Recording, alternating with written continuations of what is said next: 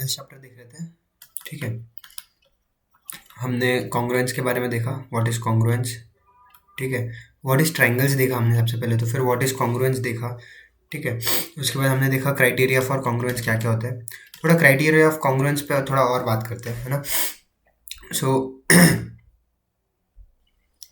ठीक है, सो देखो हमारे पास पहले होता है, सबसे पहले देख लेते हैं कि सारे कौन से तरीके हो सकते हैं। जैसे मान लो ये मेरे पास एक ट्रायंगल है।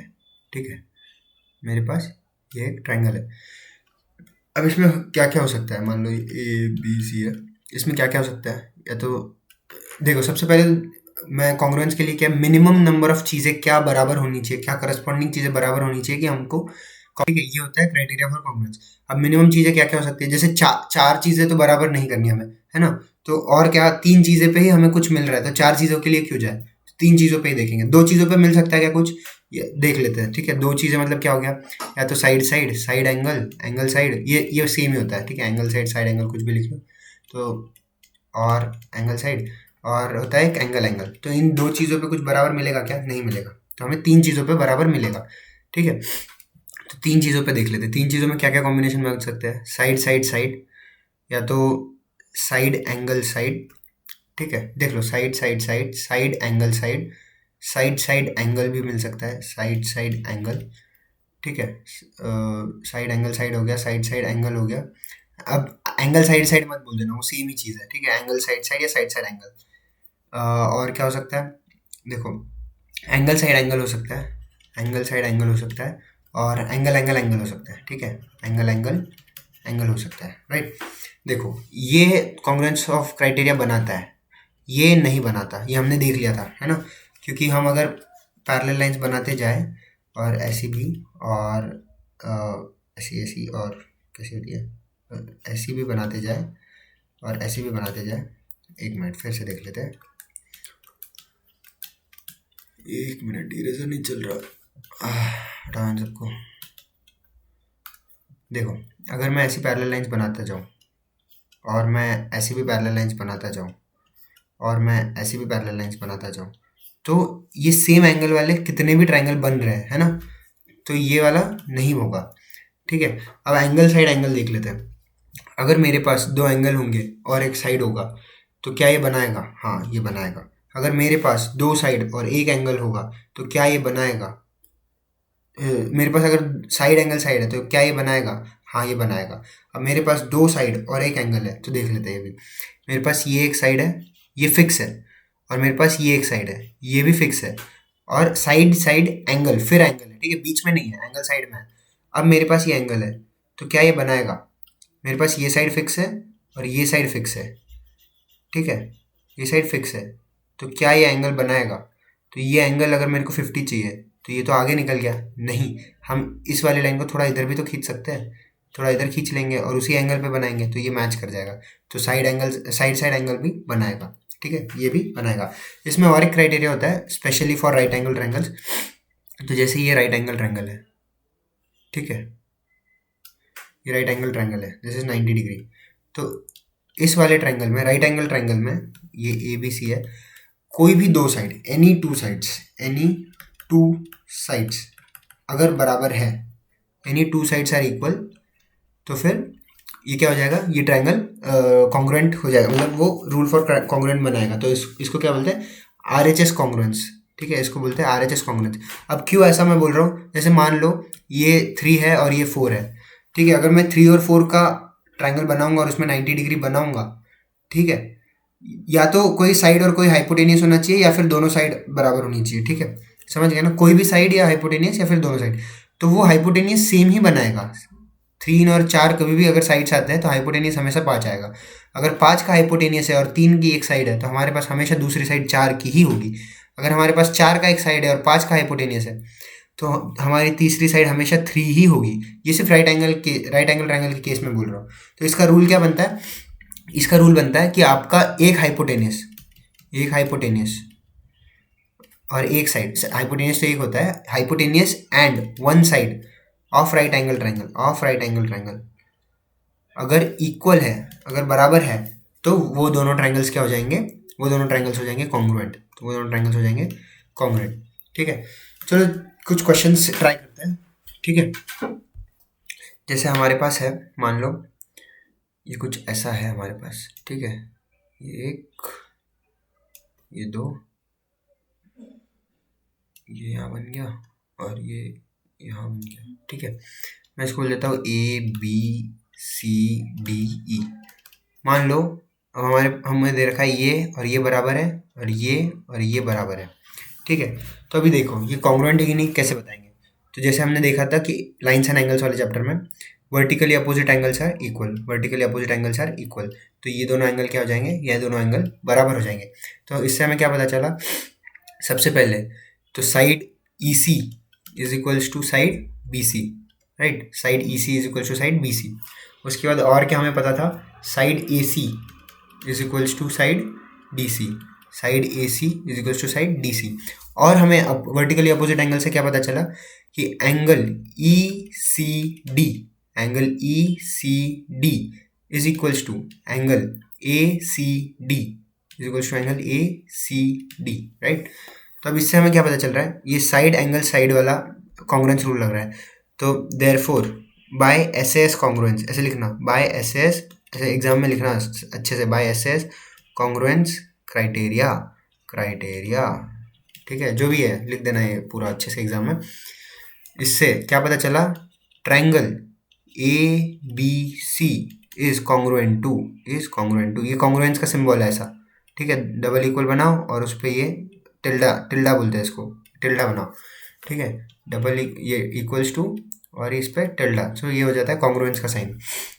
कॉन्ग्रुएंस मतलब करस्पॉन्डिंग पार्ट्स के साथ इक्वल है।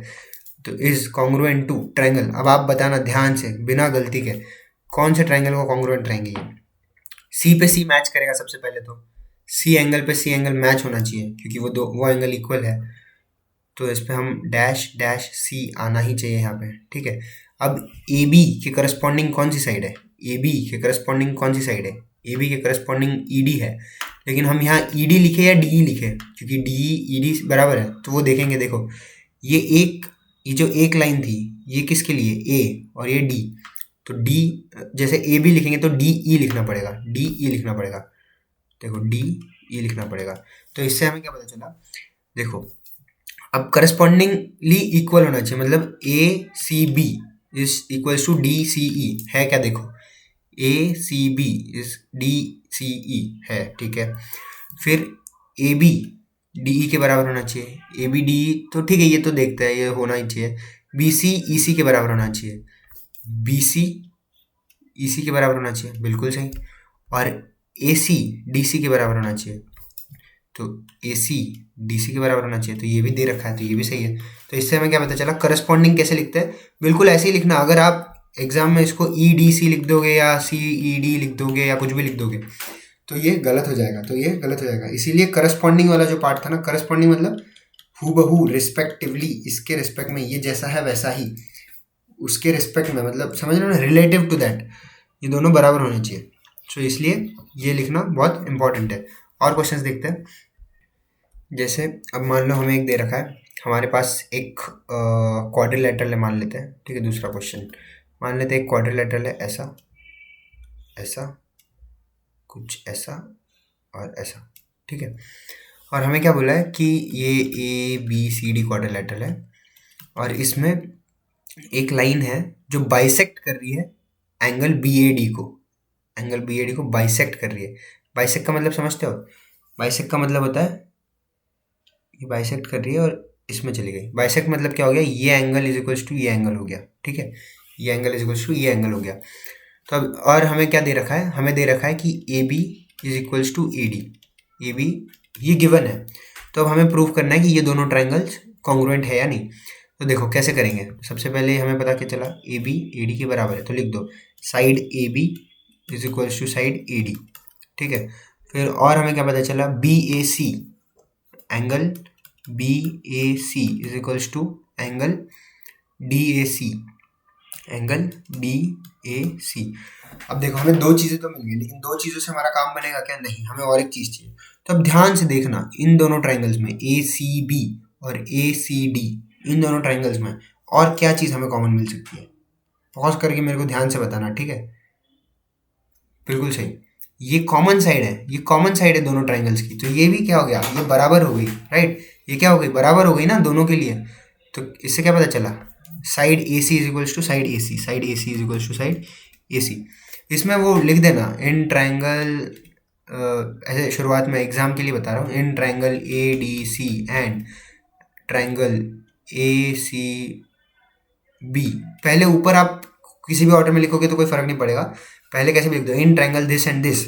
हमें क्या मिला, A B is equal to A D, ये ऐसे लिख देना, ये क्या था, ये गिवन था हमारा, है ना, गिवन था। ये हमें क्या पता चला, ये भी गिवन था, बाइसेक्टर दिया हुआ था ना, बाइसेक्टर दिया हुआ था, बाइसेक्टर, तो इसलिए हमें पता चल गया। और ये हमें क्या दिखा, ये था कॉमन साइड, कॉमन साइड। तो कॉमन साइड है तो मतलब बराबर ही होगा ना, अगर इस ट्रायंगल के लिए ये कुछ है तो इस ट्रायंगल के लिए भी ये उतना ही रहेगा, कम ज़्यादा थोड़ी होगा, ठीक है।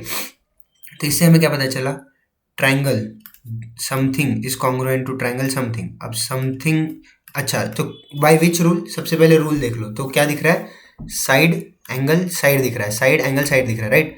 तो बाय, यहाँ लिखना by side angle side congruence criteria, triangle something is congruent to triangle something. अब समथिंग का वो देखते हैं हम, ठीक है।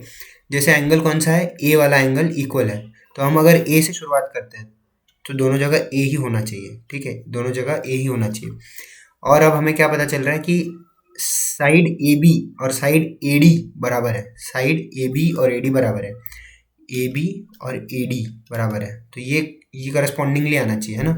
और बचा क्या, सी, तो इधर भी सी लगा दो, इधर भी सी लगा दो। अब देखो फिर से वेरीफाई करो सही आ रहा है कि नहीं, ए बी ए डी के बराबर है, ए बी ए डी के बराबर है, बिल्कुल सही।